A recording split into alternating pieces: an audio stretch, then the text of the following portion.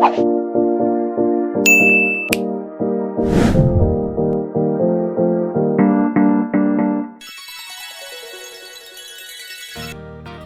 semua, kali ini kita akan membahas dimensi 3 yang merupakan materi matematika wajib kelas 12. Pada bab dimensi 3 ini kita akan mempelajari yang pertama, kedudukan titik, garis, dan bidang yang meliputi kedudukan titik terhadap garis, titik terhadap bidang, garis terhadap garis, garis terhadap bidang, dan bidang terhadap bidang. Yang kedua, kita juga mempelajari tentang jarak, yaitu jarak titik ke titik, titik ke garis, dan titik ke bidang. Baiklah, kita mulai dari materi yang pertama, yaitu kedudukan titik, garis, dan bidang dalam ruang. Adapun indikator yang akan kita pahami pada konsep geometri ruang kali ini adalah yang pertama, kedudukan titik dalam ruang, yang kedua, kedudukan garis dalam ruang, dan yang ketiga, kedudukan bidang dalam ruang. Dari indikator tersebut dapat kita kembangkan ke dalam 5 tujuan pembelajaran, yaitu yang pertama kita akan memahami kedudukan titik terhadap garis, yang kedua, kedudukan titik terhadap bidang, yang ketiga, kedudukan garis terhadap garis yang lain, yang keempat, kedudukan garis terhadap bidang, dan yang kelima, kita juga akan memahami tentang kedudukan bidang terhadap bidang yang lain. Baiklah, yang pertama kita akan memahami kedudukan titik terhadap garis. Yang pertama, titik terletak pada garis. Pada ilustrasi, terlihat bahwa titik A terletak pada garis G. Yang kedua, titik terletak di luar garis. Pada ilustrasi, terlihat bahwa titik B terletak di luar garis G. Untuk lebih jelasnya, perhatikan contoh berikut. Pada kubus ABCD EFGH terdapat sebuah garis G. Di sini dapat kita lihat titik yang terletak pada garis G adalah titik A dan titik B. Sedangkan titik yang terletak di luar garis G yaitu titik C, D, E, F, G, dan H. Selanjutnya, kedudukan titik terhadap bidang. Yang pertama, titik terletak pada bidang. Pada ilustrasi, terlihat bahwa titik A terletak pada bidang alfa. Yang kedua, titik terletak di luar bidang. Nah, terlihat bahwa titik B terletak di luar bidang alfa. Pada contoh, dapat kita perhatikan terdapat bidang EFGH pada kubus ABCD EFGH. Di sini terlihat bahwa titik yang terletak pada bidang EFGH adalah titik E, F, G, dan H. Sedangkan titik yang terletak di luar bidang EFGH adalah titik A, B, C, dan D. Selanjutnya, kedudukan garis terhadap garis yang lain. Yang pertama, dua garis berpotongan. Terlihat pada ilustrasi bahwa garis G dan H berpotongan dan terdapat sebuah titik potong yaitu titik A yang disebut juga dengan titik persekutuan. Dua garis sejajar. Dapat kita perhatikan pada gambar bahwa garis G dan H sejajar. Di sini terlihat bahwa garis G dan H tidak memiliki titik persekutuan dan terletak pada satu bidang. Dua garis berhimpit.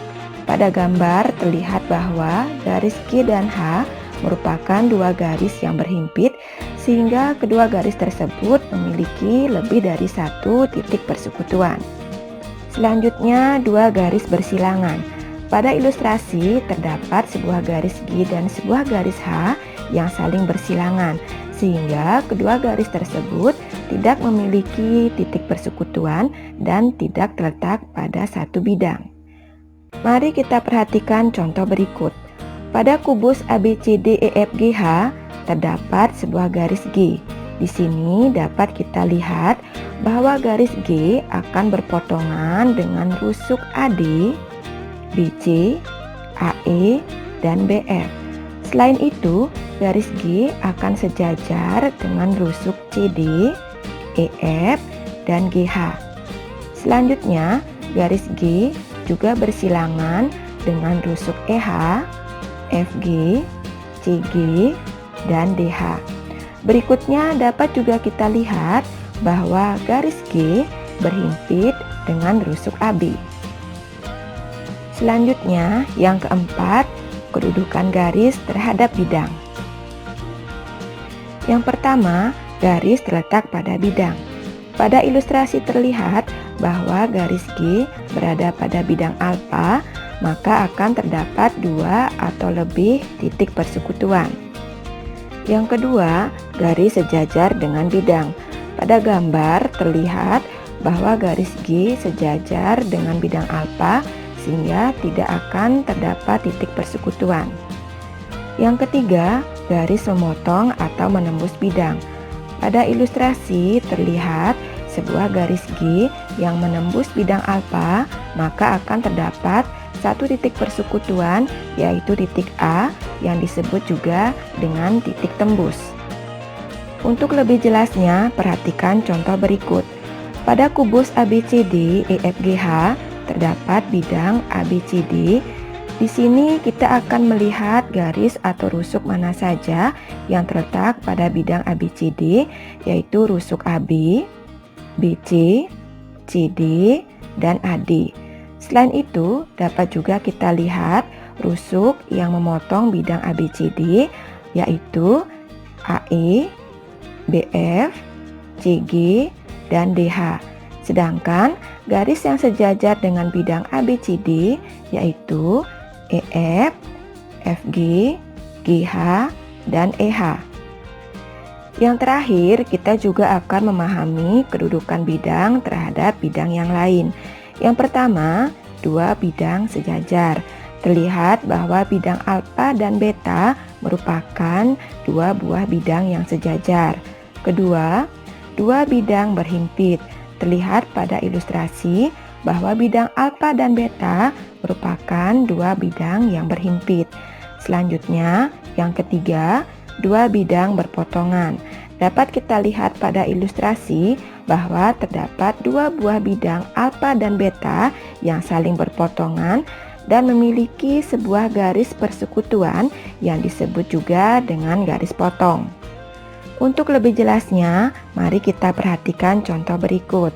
Pada kubus ABCD EFGH, kita misalkan sebuah bidang ABCD. Di sini dapat kita lihat bahwa bidang ABCD sejajar dengan bidang EFGH. Selain itu, bidang ABCD juga berpotongan dengan bidang BCGF, CDHG, ADHE, dan ABFE. Demikianlah pembelajaran matematika kita kali ini tentang kedudukan titik, garis, dan bidang dalam ruang. Semoga mudah dipahami ya dan bermanfaat.